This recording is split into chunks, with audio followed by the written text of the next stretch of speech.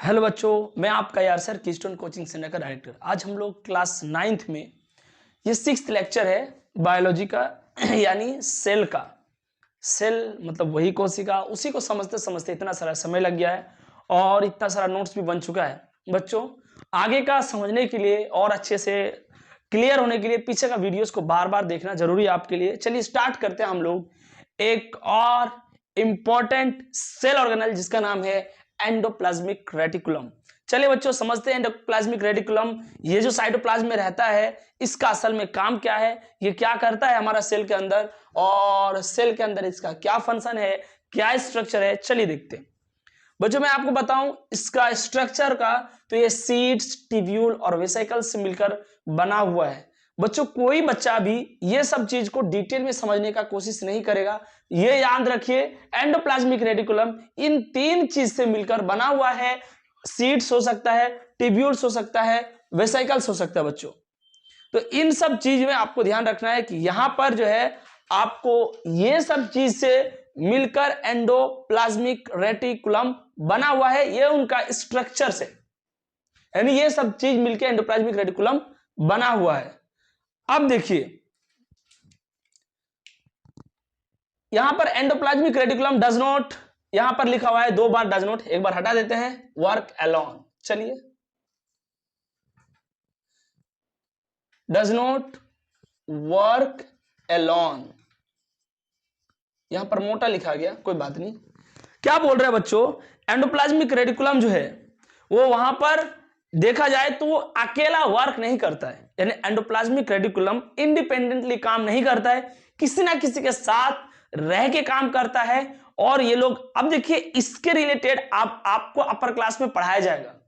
असल में Golgi body, endoplasmic reticulum, lysosomes, ये सब जो है एक साथ को रिलेट होकर कैसे काम करते हैं आपको इसके बारे में अलग चीज बताया जाएगा आगे। लेकिन याद रखिए मैं आपको बोल रहा हूं एंडोप्लाज्मिक रेटिकुलम ये अकेले काम नहीं करता है, इसका कुछ ना कुछ लेना देना रहेगा गोल्जी बॉडी के साथ, कुछ ना कुछ लेना देना रहेगा राइबोसोम्स के साथ, कुछ ना कुछ लेना देना रहेगा इसका आपका लाइसोसोम्स, गोल्जी बॉडी और एंडोप्लाज्मिक रेटिकुलम। याद रख सकते हैं आप ऐसे करके, GERL। जी से गोल्जी बॉडी, ई से एंडोप्लाज्मिक रेटिकुलम, आर से राइबोसोम, एल से लाइसोसोम। क्या है ये? कुछ नहीं है भाई, ये लोग मिलकर काम करते हैं। यानी ये ऐसे सेल ऑर्गेनल्स है जो सेल के अंदर एक साथ मिलके इनका फंक्शन, इनका जो फंक्शन है, काम काज है, वो एक दूसरे से जुड़ा हुआ है। अभी कैसे जुड़ा हुआ है वो मैं आपको थोड़ा देर बाद थोड़ा सा बताऊंगा। बस आपको अभी इतना ध्यान रखना है कि एंडोप्लाज्मिक रेटिकुलम सीड, टिब्यूल्स और वेसिकल्स से मिलकर बने होते हैं और ये अकेला काम नहीं करते हैं, ये क्लोजली रिलेटेड है गोल्जी बॉडी से और राइबोसोम्स से, इतना ध्यान रखना है। अब देखिए एंडोप्लाज्मिक रेटिकुलम 2 प्रकार का होता है, शुरू से बताते आ रहे हैं। जब से एंडोप्लाज्मिक रेटिकुलम नाम आप लोग सुने होंगे लेक्चर्स में, मैं आपको 2 डिवाइड बताया। एंडोप्लाज्मिक रेटिकुलम जो है वो 2 प्रकार के पाए जाते हैं, कुछ तो SER है, कुछ RER है। RER मतलब रफ एंडोप्लाज्मिक रेटिकुलम, SER मतलब स्मूथ एंडोप्लाज्मिक रेटिकुलम। अलग अलग है, अलग अलग फंक्शन भी होगा। देखिए जो रफ एंडोप्लाज्मिक रेटिकुलम है उसके बारे में कह सकते हो ये अटैच्ड राइबोसोम, यानी इसके ऊपर राइबोसोम अटैच्ड होता है। यानी रफ एंडोप्लाज्मिक रेटिकुलम ये रेटिकुलम है, ये एंडोप्लाज्मिक रेटिकुलम है जिसके ऊपर आपको राइबोसोम्स मिलेंगे। दिख रहा है तो बोलिए रफ है। आपको पता होना चाहिए इसके ऊपर कुछ कुछ रहेगा, तो ये नॉर्मल स्मूथ नहीं दिखेगा, खुर्रेदार दिखेगा, इसीलिए इसको हमने रफ कह दिया। क्यों? क्योंकि इसमें राइबोसोम्स का दाना पड़ा हुआ है। चलिए अच्छी बात है। सिंथेसिस ऑफ प्रोटीन, ये रफ एंडोप्लाज्मिक रेटिकुलम जो है वो प्रोटीन का सिंथेसिस करता है। ये बात भी आपको याद रखना चाहिए और ये बात बहुत हद तक आपको इस पॉइंट से याद होना चाहिए कि राइबोसोम्स का कुछ ना कुछ रिलेशन है प्रोटीन से, यानी प्रोटीन सिंथेसिस में राइबोसोम्स का भी हाथ है। इसीलिए rough endoplasmic reticulum protein synthesis करता है। सिंथेसिस ऑफ एंजाइम, प्रोटीन बनेगा तो प्रोटीन से फिर बाद में एंजाइम भी बनेगा। तो ध्यान रखिए मैं आपको बताया रफ एंडोप्लाज्मिक रेटिकुलम वो एंडोप्लाज्मिक रेटिकुलम जिसको ऊपर राइबोसोम होगा, राइबोसोम होगा तो प्रोटीन बनेगा, प्रोटीन बनेगा तो उससे एंजाइम भी बनेगा। अब हम लोग पढ़ेंगे smooth endoplasmic reticulum.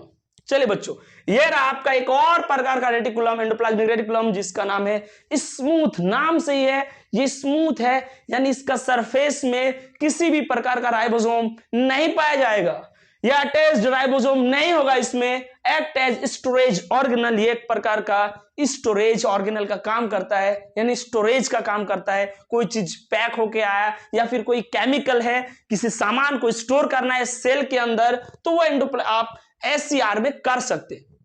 SCR help in building the cell membrane. Cell membrane बनने में बच्चों आपको पता होना चाहिए, सेल वॉल होता है प्लांट्स में, और सेल वॉल के बाद एक और मेम्ब्रेन होता है सेल मेम्ब्रेन। सेल मेम्ब्रेन बनाने में एंडोप्लाज्मिक रेटिकुलम में एससीआर वाला रेटिकुलम यानी स्मूथ एंडोप्लाज्मिक रेटिकुलम का हाथ होता है सेल मेम्ब्रेन बनाने में। इसको हम लोग बोलते हैं मेम्ब्रेन बायोजेनेसिस, यानी सेल मेम्ब्रेन बनना मेम्ब्रेन बायोजेनेसिस कहलाता है। सेल मेम्ब्रेन बनाने में कौन हेल्प करता है, आपको बोलना है स्मूथ एंडोप्लाज्मिक रेटिकुलम। आपको ध्यान रखना है। अब देखिए, detoxify many poisons and drugs, ये पॉइंट पहले भी मैं आपको बताया और फिर अभी बता रहा हूं। अगर सेल के अंदर बाहर से कोई पॉइजन चला गया, एक्सोटॉक्सिन, एक्सोजिनस टॉक्सिन, यानी बाहर से सेल के अंदर कोई पॉइजन चला गया, कोई टॉक्सिन चला गया, उसको डिटॉक्सिफाई कैसे करना है, यानी उस टॉक्सिन का पावर को कैसे कम करना है, उस टॉक्सिन को कैसे घटाना है, इसका काम करेगा एसईआर, यानी स्मूथ एंडोप्लाज्मिक रेटिकुलम। बच्चों मैं आपको बता रहा हूं, एसईआर का काम जो है आपको ध्यान रखना है। एसईआर जो है वो टॉक्सिन्स को, ड्रग्स को डिटॉक्सिफाई करता है, यानी मैनी टॉक्सिक या फिर ड्रग्स को ये उसका जो है पॉइजन या फिर उसका असर को कम कर देता है। ड्रग्स का कौन करता है बच्चों, स्मूथ एंडोप्लाज्मिक रेटिकुलम। अब देखिए, साइट ऑफ लिपिड सिंथेसिस, इसमें लिपिड भी बनता है। एक बात मैं सब एंडोप्लाज्मिक रेटिकुलम के लिए एक बात बोल रहा हूं, ध्यान रहे, चाहे वो ये हो या ये हो। ER यानी endoplasmic reticulum serve as channels for the transport of materials between regions of cytoplasm और बिटवीन साइटोप्लाज्म एंड न्यूक्लियस। क्या बोल रहा है, साइटोप्लाज्म में यहां से कोई चीज भेजना है, मानिए यहां से कोई चीज यहां भेजना है, तो ये चैनल्स के थ्रू आ जाता है। चैनल्स किसने प्रोवाइड किया, एंडोप्लाज्मिक रेटिकुलम ने। यानी एंडोप्लाज्मिक रेटिकुलम का काम एक और भी है, सेल के साइटोप्लाज्म के अंदर ही सामान का इधर से उधर ट्रांसपोर्ट करने के लिए जो चैनल्स का यानी पाइपलाइन सिस्टम का काम करता है, वो आपका एंडोप्लाज्मिक रेटिकुलम है। यानी एंडोप्लाज्मिक रेटिकुलम साइटोप्लाज्म के अंदर ही इधर से उधर सामान को भेजने में, लाने में हेल्प करता है, पहला पॉइंट। एक और, साइटोप्लाज्म से और न्यूक्लियस, यानी साइटोप्लाज्म और न्यूक्लियस के अंदर भी सामान इधर उधर करने में भी ये बहुत ज्यादा हेल्प करता है। कौन, एंडोप्लाज्मिक रेटिकुलम। चलिए पॉइंट खत्म। अब मैं आपको बता रहा हूं गोल्जी कॉम्प्लेक्स। कौन सा कॉम्प्लेक्स बच्चों, Golgi complex. Golgi complex traffic police of cell भी कहा जाता है इसको, ध्यान रहे ये पॉइंट। Discovered by Camillo Golgi. नाम किससे पड़ा सर इसका नाम गोल्जी कॉम्प्लेक्स क्यों पड़ा, क्योंकि 1898 में एक वैज्ञानिक जिसका नाम था कैमिलियो गोल्जी, उन्होंने ही इसका डिस्कवरी किया था। इसको फर्स्ट टाइम इसको डिस्कवरी किया था, सेल के अंदर रिकॉग्नाइज किया था। बच्चों मैं आपको बताता चलूं, या आउल के नर्व के अंदर यानी उल्लू के न्यूरॉन्स के अंदर, तांत्रिका के अंदर, इन्होंने गोल्जी ने फर्स्ट टाइम 1898 में ईसा गोल्जी कॉम्प्लेक्स को खोजा था, इसीलिए इसी के नाम से तब से पड़ गया है गोल्जी कॉम्प्लेक्स। तो ध्यान रहे बच्चों, मैं आपको अभी क्या बता रहा हूं, बता ये रहा हूं कि गोल्जी कॉम्प्लेक्स जो है वो 1898 में कैमिलियो गोल्जी ने आउल के नर्व सेल में देखा था। भाई सेल है, कोई भी सेल होगा तो सेल के अंदर सेल ऑर्गेनल तो होगा ही, और सेल ऑर्गेनल्स में इन्होंने देखा था, आउल का नर्व सेल में इन्होंने गोल्जी कॉम्प्लेक्स को देखा था 1898 में। इसको नोबेल पुरस्कार भी मिला 1906 में, यानी 1906 में इसको नोबेल पुरस्कार भी मिला था। किसको, Camillo Golgi. Position of Golgi complex near nucleus. इसका जो पोजीशन होगा, ये जो गोल्जी बॉडी मैंने गोल्जी कॉम्प्लेक्स बनाने का मैंने यहां पर कोशिश किया हूं, ये जो है न्यूक्लियस के आसपास ही मिलेगा, ध्यान रहे। अब देखिए स्ट्रक्चर क्या होगा इसमें, सिस्टर्नी, टिब्यूल्स, वैक्यूल्स और वेसिकल, ये चार चीज से मिलकर बना हुआ है। ये चार चीज को डायग्राम में मैं शो नहीं किया, ध्यान रखना है। सिस्टर्नी, टिब्यूल्स, वैक्यूल और वेसिकल से मिलकर ये गोल्जी कॉम्प्लेक्स बना होता है। मैं थोड़ा सा यहां पर बना रहा हूं, अब ध्यान रहिए। देखिए बच्चों, ये मैं जो है मैं बनाने का कोशिश किया, ये एक एक को आप जो है सिस्टर्नी बोल सकते हैं, सिस्टर्नी सिस्टर्नी सिस्टर्नी। देखिए यहां पर जो मैं बना रहा हूं, आप देख रहे होंगे यहां पर छोटे छोटे बुलबुला टाइप से है। ये जो वेकाइस, ये जो है ये वेसिकल्स है, ये क्या करता है, यहां पर मानिए कोई सामान आया, कहां से आएगा सामान, मानिए यहां पर आपका एंडोप्लाज्मिक रेटिकुलम प्रोटीन बना के भेजा। ध्यान रहे, ये मानिए ये भी तो सेल के अंदर होगा ना भाई, मानिए यहां पर है गोल्जी कॉम्प्लेक्स, ये रहा। तो मानिए इन्होंने प्रोटीन बना के भेजा, ये एंडोप्लाज्मिक रेटिकुलम प्रोटीन बनाया, प्रोटीन सिंथेसिस, ये इसको लेगा यहां पर और यहां पर इधर से लेगा और इधर से पैक करके निकाल देगा। सेल के बाहर नहीं निकालेगा, सेल के अंदर ही, जगह कम है इसलिए। तो इसका काम मैं बोल सकता हूं पैकेजिंग। क्या काम है, पैकेजिंग करना, सिक्रीशन करना, स्टोरेज करना, कभी कभी स्टोर भी करेगा, कभी इधर का चीज को मॉडिफाई करके उधर भेजेगा, सामान को मॉडिफाई। मानिए इसको इस प्रकार का प्रोटीन दिया, बोले काम करो इसको स्टोर करना है, तो क्या करना है, इसको लपेट दो। ये क्या करेगा, इसमें बंडल लपेट देगा, लपेट के इस तरफ से निकाल देगा, उधर क्या करेगा, लाइसोसोम्स के अंदर उसको रख दिया जाएगा। समझ रहे आप लोग मैं क्या बोल रहा हूं, मैं ये बोल रहा हूं सिस या फिर फॉर्मिंग फेज से ये जो छोटा छोटा वेसिकल्स के अंदर ये प्रोडक्ट्स को लेते हैं, सामान को लेते हैं और इधर से पैक करके निकालते हैं। मॉडिफिकेशन भी करता है कई बार। मॉडिफिकेशन मतलब मानिए इधर से अगर आप प्रोटीन डाले तो इधर से ग्लाइकोप्रोटीन निकलेगा। क्या निकलेगा, ग्लाइकोप्रोटीन। तो उसमें ग्लाइको किसने ऐड किया, इसने ऐड किया, तो मॉडिफिकेशन हो गया, उसका मॉडिफाई कर दिया। तो ये क्या करेगा, मानिए मॉडिफाई भी कर रहा है, कई बार सामान को पैक भी कर रहा है, तो इसका नाम है, बोल देखो इधर से जो जा रहा है इसको हम लोग बोलेंगे सिस या फिर फॉर्मिंग फेज, और जिस फेज से ये मॉडिफाई होकर निकल रहा है सामान सब्सटेंसेस, उसको हम लोग बोलेंगे ट्रांस या फिर मैच्योरिंग फेज।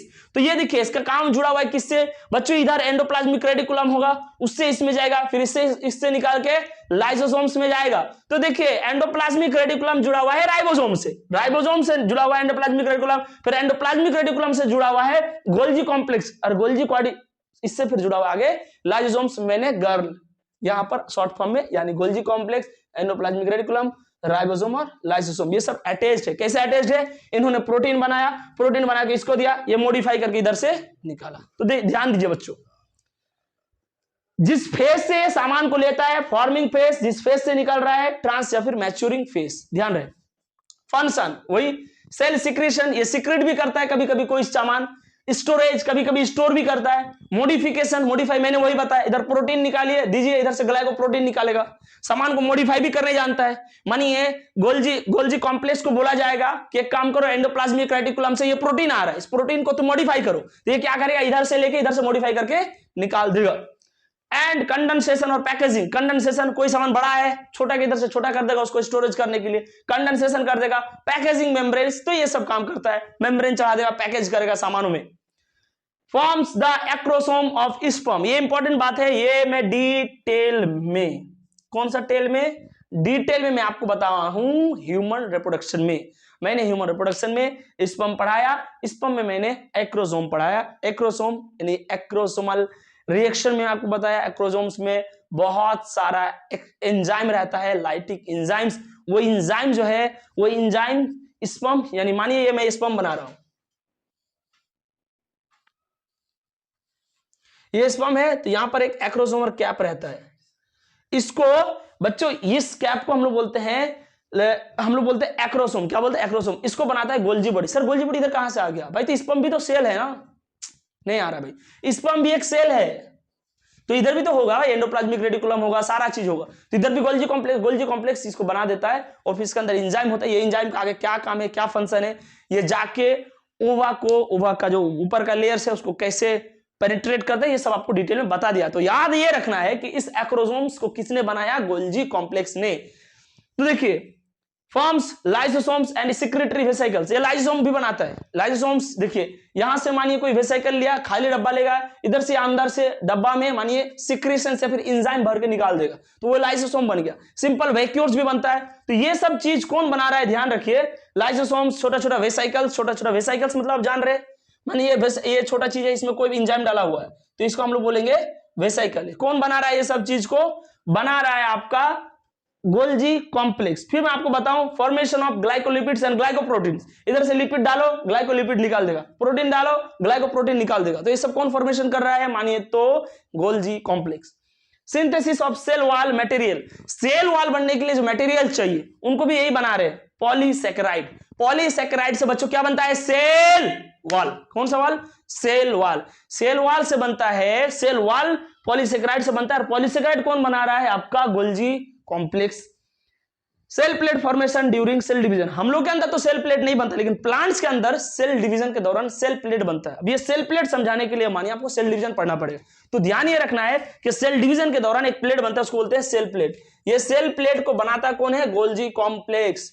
तो ध्यान रहे बच्चों, मैं अभी आपको दो चीज बताया, एक मैं आपको बताया एंडोप्लाज्मिक रेटिकुलम और मैं आपको एक बताया गोल्जी कॉम्प्लेक्स। तो ये जो गोल्जी कॉम्प्लेक्स है और एंडोप्लाज्मिक रेटिकुलम है, ये दोनों ही इंपॉर्टेंट सेल ऑर्गेनल है। हालांकि इससे जो पीछे पड़ा है वो भी इंपॉर्टेंट सेल ऑर्गेनल है, माइटोकॉन्ड्रिया, जिसमें एटीपी बन रहा था, जहां रेस्पिरेशन हो रहा था, सेलुलर रेस्पिरेशन। तो देखिए आप देख पा रहे हैं बच्चों, यहां पर एक सेल के अंदर इतना सारा सेल ऑर्गेनल्स है और हर एक सेल ऑर्गेनल्स का कुछ ना कुछ स्पेसिफिक काम है। जैसे इसका काम क्या था, एंडोप्लाज्मिक रेटिकुलम का पूरा सेल के अंदर मानिए तो ये चैनल के जैसा काम कर रहा है। सेल साइटोप्लाज्म के इधर से उधर सामान ट्रांसफर करना, साइटोप्लाज्म और न्यूक्लियस के अंदर से सामान इधर उधर करना। इसका काम और क्या था, मानिए ये प्रोटीन बना रहा था, कौन, इसमें ये प्रोटीन बना रहा था, राइबोसोम्स था इसके ऊपर। फिर यही प्रोटीन को मानिए इन्होंने पैक करके ग्लाइकोप्रोटीन बनाया, ग्लाइकोलिपिड बनाया, फिर इन्होंने लाइसोसोम्स बनाया, इन्होंने वेसिकल्स बना दिया। इतना सारा काम ये खुद कर रहे हैं, पैक कर रहे हैं, मॉडिफाई कर रहे हैं, स्टोर कर रहे हैं, सिक्रेशन भी कर रहे हैं। तो देखिए हर एक सेल ऑर्गेनल अलग अलग स्पेसिफिक काम के लिए बनाए गए हैं। कुछ सेल ऑर्गेनल मिलके काम करते हैं, यूस्टैटेज है मानिए, तो इसको गोल्जी ने फर्स्ट टाइम डिस्कवरी किया था, तो इसीलिए हम लोग इसको बोलते हैं कि गोल्जी कॉम्प्लेक्स। क्यों बोल रहे हैं, क्योंकि गोल्जी कैमेलियन कब, 1898 में, कहां, आउल उल्लू का नर्व सेल में इन्होंने फर्स्ट टाइम देखा था। सिस्टर्नी ट्यूब्यूल्स वैक्यूल्स और वेसिकल से मिलकर बना होता है। दो फेस होता है, जहां से सामान जाएगा सीस से फॉर्मिंग फेस, जहां से मॉडिफाई होकर निकलेगा ट्रांसफर मैच्योरिंग फेस। ठीक है बच्चों, ध्यान रहे, खुश रहिए, मस्त रहिए। और हाँ, हम आपको एक चीज बताने आए हैं, आप लोग चैनल में अगर नए हैं तो फिर और ज्यादा लोअर क्लास का भी यानी 8 क्लास का भी वीडियोस को पाने के लिए हमें मोटिवेट कीजिए, चैनल को सब्सक्राइब कीजिए, वीडियो को लाइक कीजिए, शेयर कीजिए। और हाँ, बहुत सारा वीडियो अपलोड हो गया है, डीजे सर भी लगातार वीडियो डाल रहे हैं, ताकि बच्चा जो है अभी 9th क्लास में जो भी बच्चा आने वाले हैं या फिर जो बच्चा 9th पास आउट कर चुके हैं लेकिन बहुत सारा चीज उसका क्लियर नहीं है, वो वीडियोस को देखिए, एक एक करके लगातार जुड़े रहिए। और ऐसा नहीं कि जो इस लेक्चर में समझ में नहीं आया तो फिर हम छोड़ देंगे। बहुत सारा चीज है बच्चों को रिलेट होता है चैप्टर से, इधर से उधर, आगे पीछे हो सकता है जो चीज अभी नहीं आ रहा है बाद में समझ में आया, फिर उससे और आगे लेक्चर में आए। लेकिन ध्यान रहे, आपको हमारे साथ निरंतर जुड़े रहना है। लेक्चर्स को डेली देखिए, अपने ऊपर बर्डन मत कीजिए। क्या बच्चा ऐसा सोचता है सर आज शादी में चले जाते हैं, कल बुआ के घर, परसों नानी के घर, सारा लेक्चर एक साथ देख लेंगे, ऐसा नहीं होता बच्चों। हाँ, ये ऑनलाइन प्लेटफॉर्म का ये फायदा जरूर है कि क्लास में हमारा टाइम टेबल फिक्स है कि 8 बजे से लेकर 2 बजे क्लासरूम में बैठना है, जो बैठ गया सो सीख गया, जो नहीं बैठा वो घर में रहो। लेकिन ऑनलाइन का ये फायदा है सर कि टाइम टेबल का कोई फिक्स नहीं है, 8 बजे 9 बजे 10 बजे सर जब मन करे देख ले, लेकिन देखना जरूर है, आपको देखना है, सीखना है, बनाना है, हर एक चीज को आपको समझना है।